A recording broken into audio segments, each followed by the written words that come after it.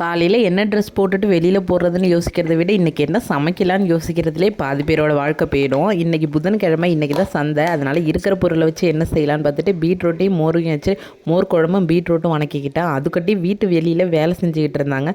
அதுக்காக சிமெண்ட் கலவை போட்டுருந்தாங்க. சரி, நம்மளால் என்ன உதவி செய்ய முடியும், கல் தான் எடுத்து போட முடியும். அதனால் நம்ம கல் எடுத்து போட்டுடலான்னு கொஞ்சம் கல் இருந்தது, அதையும் எடுத்து போட்டுட்டேன்.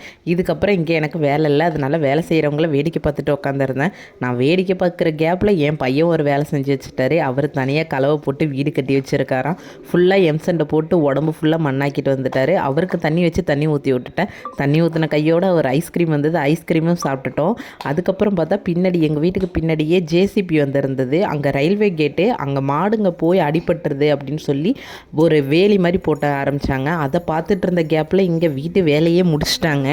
எப்படி செவரு எழுமுடிச்சுன்னு தெரில, ஃபுல்லாகவே முடிச்சிட்டாங்க. இன்னும் கொஞ்சம் வேலை இருக்குது. அடுத்தடுத்த வீடியோவில் பார்க்கலாம்.